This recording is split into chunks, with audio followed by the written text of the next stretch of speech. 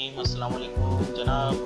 जेके दोस्त व्हाट्सअप हलाइनि था उन्हनि जे लाइ इहा ॾुखी वीडियो जेका आहे अहम थियण वारी आहे। इन करे जो व्हाट्सअप हलाइण वारनि खे इहा ख़बर आहे त जेकॾहिं व्हाट्सअप जे स्टेटस खे जेकॾहिं डाउनलोड करिणो आहे, सेव करिणो आहे, डायरेक्ट चेट करणी आहे ऐं जेकॾहिं पंहिंजो स्टिकर्स ठाहिणा आहिनि या स्टिकर कंहिं खे लॻाइणा आहिनि त व्हाट्सअप में जेके बि कमु थियनि था उन्हनि खे जेकॾहिं तव्हां करणु चाहियो था पर उन्हनि जे लाइ तव्हांखे मुख़्तलिफ़ एप्लीकेशन जी ज़रूरत पवे थी ऐं उन एप्लीकेशन जी मदद सां इहो सभु कुझु करे सघो था। पर अॼु आउं जंहिं एप्लीकेशन जो रिव्यू ॾींदुसि या जेका एप्लीकेशन तव्हांजे लाइ खणी आयो आहे उन में इहे समूरियूं शयूं हिकिड़ी जॻह ते तव्हांखे मिली वेंदियूं।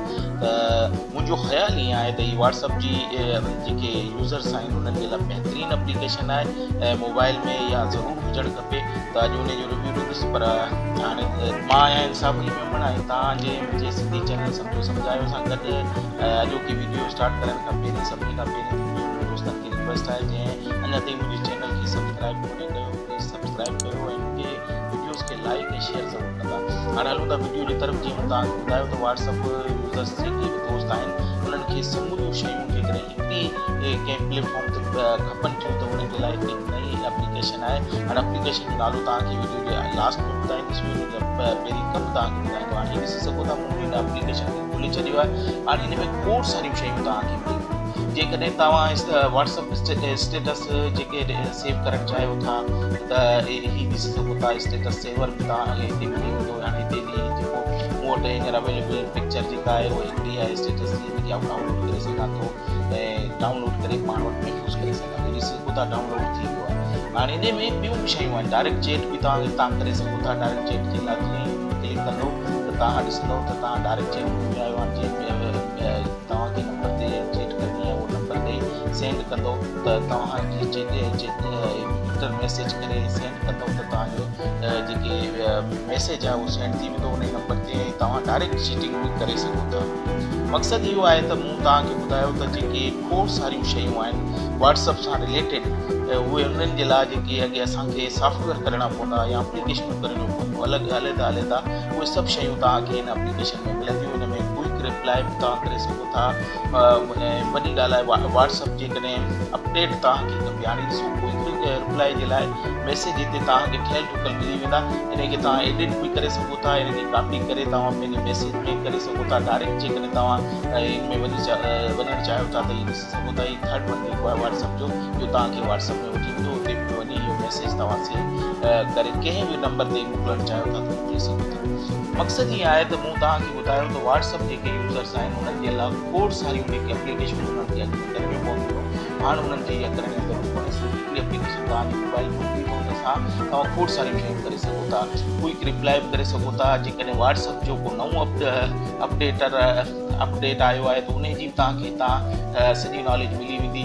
हाणे ॾिसी सघो था जेको अची वियो आहे ऐं जेको अचण वारो आहे या जेको तव्हांखे इंस्टॉल करिणो आहे उहो उन जो बि तव्हांखे थींदो। हितां तव्हां उहो पंहिंजे व्हाट्सअप खे अपडेट बि करे सघो था ऐं व्हाट्सअप चेट रिपोर्ट बि वठी सघो था ऐं स्टोरीज़ खे बि तव्हां जेको आहे पंहिंजे व्हाट्सअप मैसेज में ऐड करे सघो था।